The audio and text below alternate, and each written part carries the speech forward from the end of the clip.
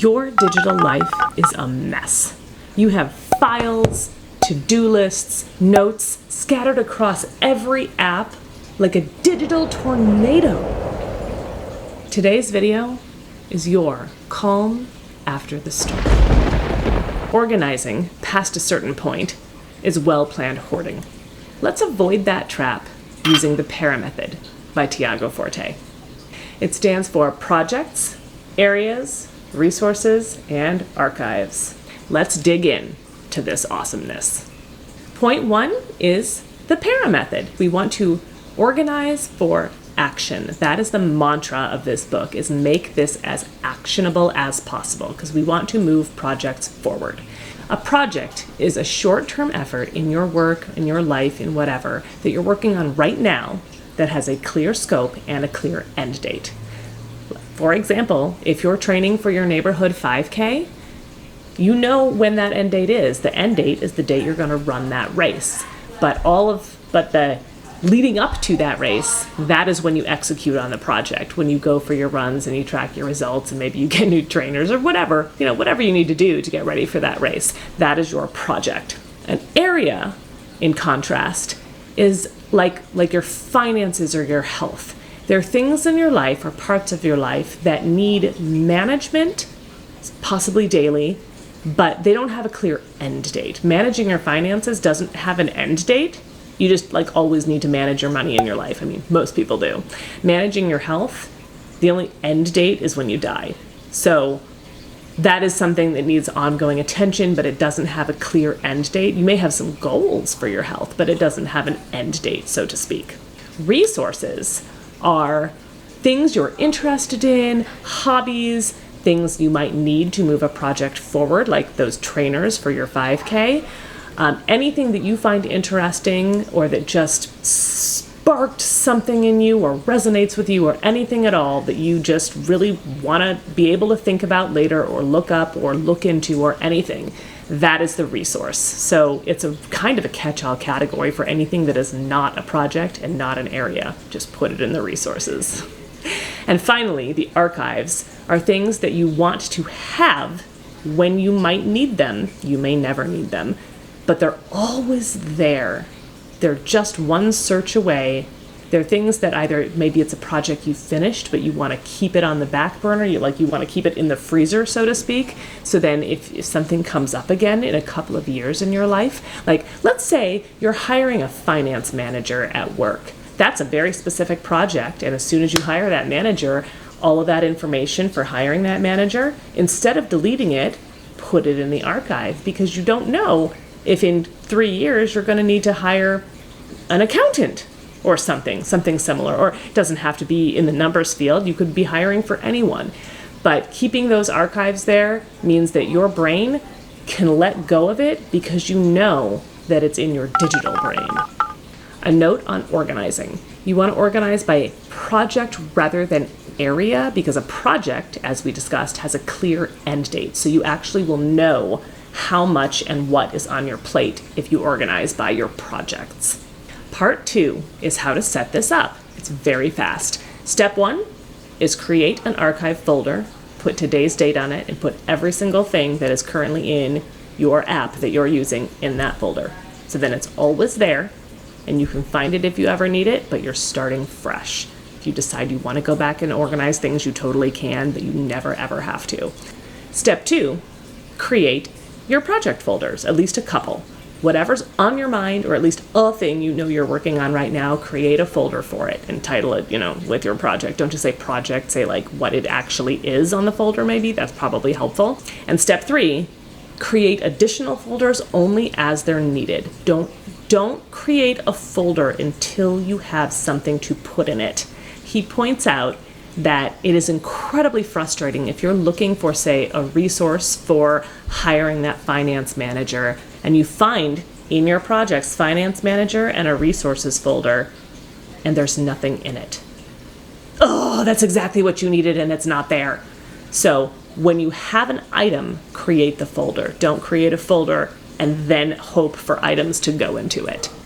Let's take a look at my screen at my Google Drive. I will show you how I set this up. So here is my Google Drive. I have my projects folder and my archives, and I just set this up recently, so my projects right now is just, at this moment, this video that I'm making for you right now. However, when I get further into this process, my next video, I will have a project, I'll have a project folder that has the title of that video on it, and I'll probably change this one to Para Method as well. And then my archives has a bunch of old stuff in it, videos I've already done that I'm kind of done with right now, but I could always search them and find tidbits for future videos and future ideas.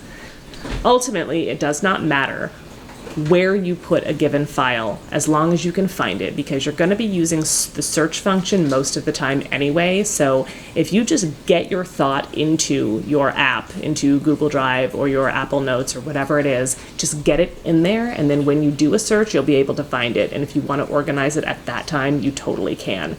But you don't want to have that friction of, I don't know where to put it, so I'm not going to write it down. Don't do that. And second, it doesn't matter that you have exactly 4 categories. You don't need all 4 of those categories necessarily. I, as you saw, only have 2 right now. I have my projects and I have my archives, and anything I'm done with goes in the archives, and the current things are in the projects, clearly. So I even have something, I have what I call a backup Thursday. Doesn't actually always happen on Thursday, but all the videos that I have published that are scheduled and ready to go get offloaded from my computer onto, funny, it's right here, an external hard drive. And then they get deleted off of my computer, but they're always on that hard drive if I ever want to go back and look for them again. However, my computer has a limited amount of space. So that's kind of how I do the backing up and the making sure that everything is still there, because cloud service is expensive versus the hard drive. When you do your reviewing and your organizing, should you choose to organize, try to keep it in under 5 minutes a week. We want to have as little friction as possible to actually use this system. We want to keep it easy, we want to keep it informal, and we just want to make sure that its ultimate goal is to move your projects forward. We don't want to spend our time organizing. It's not worth it. Part 3, how to create your project list. We start with it's a 5-step process. We do, step 1 is create a list of your current projects. Step 2 is add a goal for each project, a bite-sized thing you can do this week, a little goal. Step 3 is to add a deadline or a time frame to that bite-sized little goal. Step 4 is to prioritize your projects, prioritize that list. And then step 5 is to reevaluate your projects. Do we know why we do that? Most of the time, Tiago points out very wisely that when we get all these written down and get the time frames and all of that, when we get to step 4, we realize we have a lot on our plates. You have a ton on your plate. If you look at every project that you want to make progress on, and you have actually brainstormed and put everything there, it's probably a ton of stuff. You're not going to get to everything this week. You might not get to everything this month. So we got to reprioritize and look at, like, what are your most important things? 3 to 5 most important things? Who knows? Maybe you have even more than that.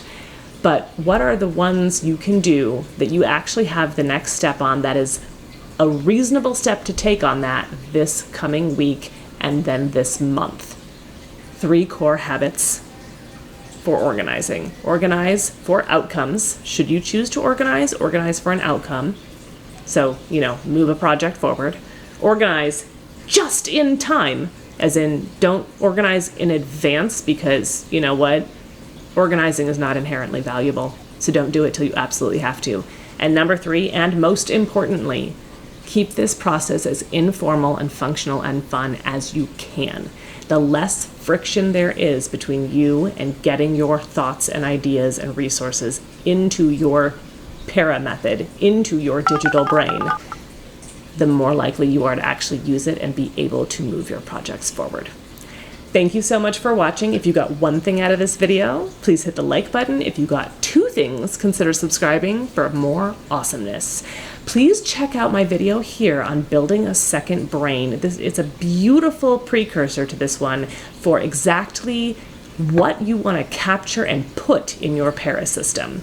And as always, keep being amazing.